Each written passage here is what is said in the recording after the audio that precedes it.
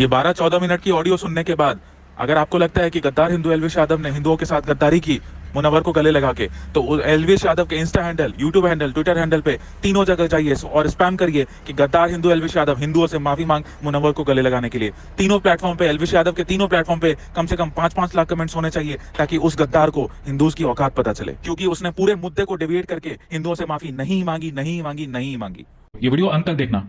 Main मुद्दा पिछले 3-4 दिन से यही चल रहा था, यही था कि एल्विश यादव जो अपने आप को कट्टर हिंदू बताते आया है और बिग बॉस में हिंदुओं से वोट लेके बिग बॉस जीता, वो एंटी हिंदू मुनव्वर जिसने प्रभु श्री राम और मां सीता को गाली दी, जिसने गोधरा में मरे हुए हिंदुओं का मजाक उड़ाया, उसके साथ गले में गले क्यों लगाया, उसके साथ हंस हंस के व्लॉगिंग क्यों की, उसके साथ अपने इंस्टा स्टोरी में फोटो क्यों डाली।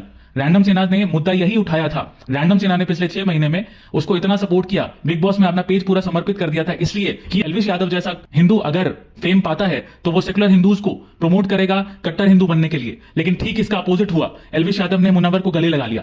इस बीच में जब रैंडम सेना ने ये एक सिंपल सा ट्वीट किया था डिसअपॉइंटेड होके, तो एल्विश यादव के जो फैन पेजेस हैं, जो दिहाड़ी मजदूर हैं, वो हमें मॉक करने लगे, वो हमें टारगेट करने लगे। और मेरी एक गलती हुई कि मैंने भी रिटेलिएशन में उसी तरह से गाली गलौज कर दी और इन लोगों ने पासा पलट दिया और विक्टिम कार्ड खेलने लग गए कि रैंडम सेना गाली देता है, रैंडम सेना गाली देता है, रैंडम सेना गाली देता है। वो मुद्दा एल्विश यादव ने मुनव्वर को गले क्यों लगाया, एंटी हिंदू मुनव्वर को गले क्यों लगाया, वो मुद्दा दब गया। लेकिन दाद देनी पड़ेगी जुआरी गद्दार हिंदू एल्विश यादव का, जिसने मुनव्वर को गले लगाने के लिए पूरे हिंदू समाज से नहीं ही माफी मांगी। यह है औकात हिंदुओं की एल्विश के सामने। फिर आती है एंट्री मारी मैक्सटन भाई साहब ने, जिनको क्लाउड लेना होता है।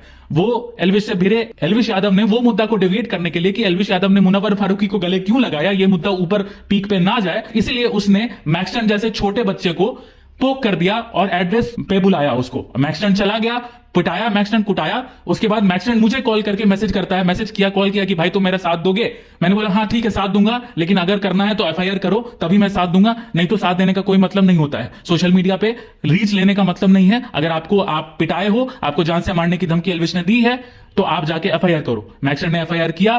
फिर मैक्सटन के एफआईआर करने पे ही एल्विश भाई का पूरा सिस्टम हिल गया। और ये देखिए एल्विश भाई का सिस्टम कितना तगड़ा है कि एल्विश भाई ने रैंडम सेना को सम्राट भाई के थ्रू कॉल करवा के मैनेज करने को बोला। ये देखिए सिस्टम, कैसे सिस्टम की मूत निकल गई, ये देखिए।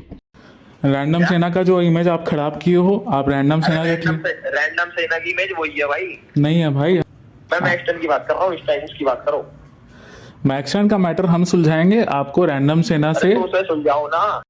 4 बार एल्विश भाई ने रैंडम सेना को बोला कि मैक्सटन वाला केस सॉल्व करवाओ भाई, मैक्सटन वाला केस सॉल्व करवाओ भाई। तो भाई जितना भी पचड़ा फैल रखा है इसको ठीक करो यार। तुम्हारा मैटर तो चल ही नहीं रहा अभी, मैटर ही दूसरा चल रहा है। मैटर हम सुलझाएंगे ना एल्विश, तुम्हारा सारा मैटर हम सुलझाए थे, ये भी सुलझाएंगे। और इन सब चीजों में वो मुद्दा फिर से दब गया कि एल्विश यादव ने मुनव्वर फारूकी को गले क्यों लगाया। जैसे ही एल्विश के जो दिहाड़ी मजदूर हैं, जिनको हम नहीं सिखाया था ट्विटर चलाना बिग बॉस के टाइम में, हम नहीं सिखाया था सैंपल ट्वीट्स कैसे डाला जाता है, हम नहीं सिखाया, रैंडम सेना नहीं सिखाया था एल्विश यादव के टेलीग्राम चैनल के थ्रू कि किस तरह से ट्विटर ट्रेंडिंग की जाती है, वो रैंडम सेना के अगेंस्ट ट्रोलिंग स्टार्ट कर दिए और फोटो वोटो लीक करने लगे। पहले एल्विश आर्मी ने फोटो, एड्रेस, मेरा फोन नंबर सब लीक करने लगे। तब एल्विश भाई का ईगो हर्ट हुआ और एल्विश भाई ने रैंडम सेना का फोटो, एड्रेस, नंबर सब लीक कर दिया ट्विटर पे। मैंने फिर से एक गलती कर दी, मैं भावुकता में आके मैंने वापस उसको गाली दे दी एल्विश यादव को। फिर से यह मुद्दा दब गया कि एल्विश यादव ने उस कट्टर हिंदू रैंडम सेना का फोटो, एड्रेस, नंबर लीक कर दिया, जो हिंदुत्व का काम पिछले 3-4 साल से करती आ रही है। कमलेश तिवारी जी की हत्या इस्लामिस्ट ने कर दी थी और भी कितने सारे हिंदूज की जान चली गई है हिंदुत्व का आवाज उठाने के लिए। लेकिन एल्विश यादव ये चीज नहीं सोच पाए अपने ईगो और घमंड में कि रैंडम सेना का फोटो लीक करना कितना डेंजरस बात है, नंबर लीक करना कितना डेंजरस बात है और एड्रेस लीक करना कितना डेंजरस बात है। फिर से वो मुद्दा दब गया कि मुनव्वर को एल्विश ने गले क्यों लगाया। फिर से वो मुद्दा दब गया कि एल्विश ने अभिषेक सिंह अगर रैंडम सेना का फोटो, नंबर, एड्रेस क्यों लीक किया और मैक्सटन का मुद्दा चलने लगा। फिर उसके बाद जब मैं रैंडम सेना के पास जब ये आए थे भीख मांगने कि मैक्सटन का मुद्दा सॉल्व कर दो, तो मैं नहीं झुका। मैंने बोला कि पहले आप माफी मांगिए कि आपने गलती की मुनव्वर को गले लगा के। तो एल्विश यादव ने वो ये बोला कि हाँ वो तो हो ही जाएगा, पहले मैक्सटन का मुद्दा सॉल्व करो। जब मैं नहीं झुका उसके एल्विश यादव के सामने। रैंडम सेना के लिए धर्म सबसे ऊपर है, रैंडम सेना बिल्कुल नहीं झुका एल्विश यादव के पैसे और गुंडागर्दी के आगे। तब कोई इन्होंने लोकल का कोई दलाल सेट किया, किसी दलाल को जिसके नाम में ही दलाल है, उस दलाल को सेट किया और उसको रीच की लालच दी, अपने स्टोरी में मेंशन किया ताकि उसको रीच मिले। मैक्सटन के पिताजी बोले कि जान से मारने की धमकी दी गई है। एक बाप होने के नाते मुझे डर है, जो कभी भी एल्विश यादव पैसे वाला पार्टी है, वो हर जगह से कहीं कहीं कुछ न कुछ करता रहेगा। अगर किसी तरह का हमला कहीं पे भी होता है हमारे घर परिवार या सागर पे, तो इसका जिम्मेवार वो एल्विश यादव खुद जिम्मेवार होगा। क्या मैक्सन के पिताजी को किसी ने भड़का दिया था? नहीं। और फिर वो दलाल लोकल के गुंडे मैक्सन के घर पहुंचे, पैसे के साथ साथ धमकी दोनों मिली मैक्सन को, और मैक्सन पलट गया। मैक्सन तो पलट गया, मैक्सन तो आपके सो कॉल्ड सिस्टम के आगे झुक गया, वही सिस्टम जो रैंडम सिन्हा से भीख मांगने आया था कि मैक्सन का मुद्दा सुलझा दो भाई, मैक्सन का मुद्दा सुलझा दो। मैक्सन का मैटर मेरे बाद हम सॉल्व करेंगे, इसकी गारंटी हम तुम्हारा लेते तो इस टाइम मैटर नहीं चल रहा, पहले वो सॉर्ट होगा फिर ये सॉर्ट होगा। हैं। नहीं होगा तो भाई पहले जो हाईलाइटेड मैटर ना वो सॉर्ट होगा, उसके बाद एकदम हाईलाइटेड वाला। नहीं भाई, सम्राट भाई देख लो यार, जो है मेरा ये है, ये वीडियो भाई अपना बना के डालेगा, माफी मांगेगा। भाई मैंने भी तुम्हें बताई, पहले जो हाईलाइटेड मामला वो शॉर्ट, और मेरी गारंटी है। नहीं भाई, रैंडम सिन्हा तो नहीं झुका, लेकिन ये यहाँ पे गुड़गांव के गुंडे के सामने मैक्सन पैसे के साथ साथ या धमकी दोनों में, मुझे पता नहीं पैसे की डीलिंग हुई कि नहीं हुई, वो तुमने झुक गया। अब आपको धमकाइएगा किसी को तो वो तो पलटेगा ही। खैर, इन सब चीजों में फिर से यह मुद्दा दब गया कि एल्विश यादव ने मुनव्वर को गले क्यों लगाया, एल्विश यादव ने मुनव्वर के साथ ब्लॉगिंग क्यों की, एल्विश यादव ने मुनव्वर को क्या की तारीफ क्यों की, एल्विश यादव ने मुनव्वर के साथ स्टोरी क्यों डाली। वही एल्विश यादव जिसने चीख के अपने बायो में लिखा हुआ है कि मैं हिंदू हूं। कोई हिंदू मुनव्वर फारूकी के साथ गले लगा सकता है क्या? नहीं लगाएगा। हाँ, सचिन तेंदुलकर और ये अक्षय कुमार जैसे लोग गले लगाए तो वो चीख के अपने आप को नहीं बताते हैं कि मैं कट्टर हिंदू हूं, मैं कट्टर हिंदू हूं। रैंडम सिन्हा ने कभी कास्ट की राजनीति नहीं की, कभी स्टेट की राजनीति नहीं, कभी कुछ नहीं बोला। लेकिन ये कास्टिस्ट एल्विश यादव जो पहले अखिलेश यादव को सपोर्ट करता था, समाजवादी पार्टी को सपोर्ट करता था, हम तो भाई अखिलेश को सपोर्ट रहा भाई, तो भाई बताओ कि क्यों ना करें हम अखिलेश को सपोर्ट। जब योगी की सरकार आई तब ये कट्टर हिंदू बन गया। खैर, फिर से ये मामला दब गया कि एल्विश यादव ने मुनव्वर को गले क्यों लगाया, एल्विश यादव ने कट्टर हिंदू रैंडम सिन्हा का फोटो लीक क्यों किया, एल्विश यादव ने मेरा नंबर क्यों लीक किया, मेरा एड्रेस क्यों लीक किया, और एल्विश आर्मी नंगा नाच शुरू कर दी, सिस्टम सिस्टम सिस्टम सिस्टम। लेकिन आपका सिस्टम, आपका एल्विश यादव रैंडम सिन्हा के सामने मूतने लगा और आया था मेरे सामने भीख मांगने कि मैक्सन का मैटर सॉल्व कर दो, लेकिन रैंडम सिन्हा नहीं झुका, मैक्सन का मैटर सॉल्व नहीं किया। तब ये कोई दलाल के पास गए।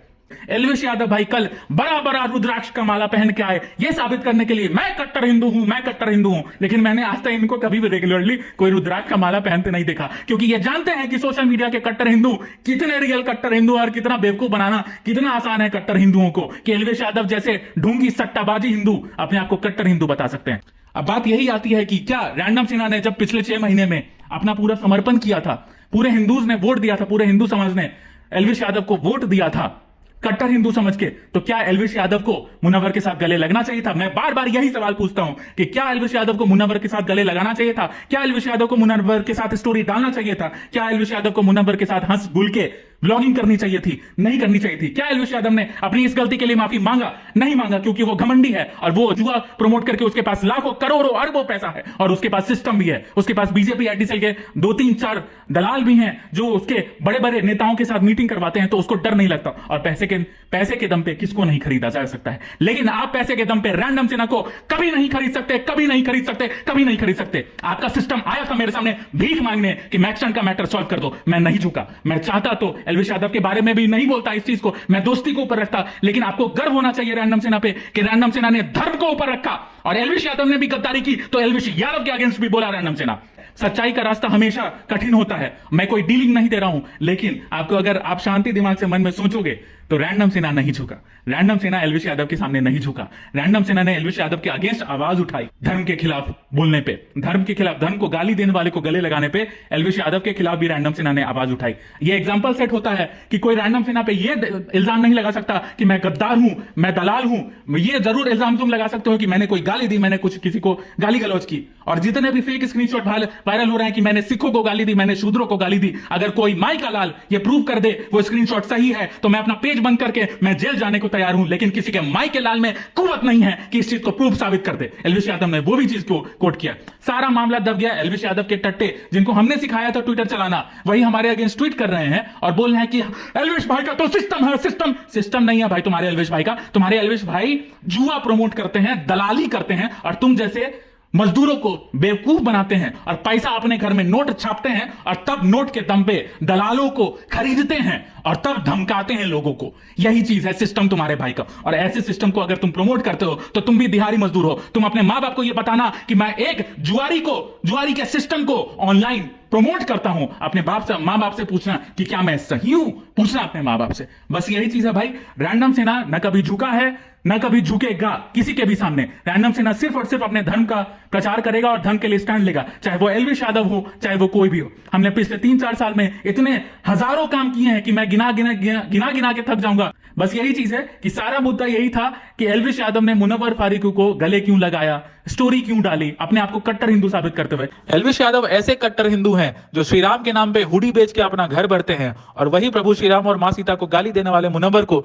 गले लगाते हैं, उसके साथ व्लॉगिंग करते हैं, उसके साथ स्टोरी डालते हैं। एलविश यादव वही कट्टर हिंदू हैं जो हिंदुत्व का काम करने वाले रैंडम सेना का एड्रेस, फोन नंबर और सब कुछ लीक कर देते हैं, फोटो के साथ साथ लीक कर देते हैं और रैंडम सेना के जान पे आफत भी ला देते हैं। और वैसे कट्टर हिंदू जो फेक रुद्राक्ष भी लगा लेते हैं सिंपैथी लेने के लिए, उसको अगर आप सपोर्ट करते हैं तो आपको अपने आप से पूछना चाहिए कि आप हिंदू हैं या नॉन हिंदू हैं।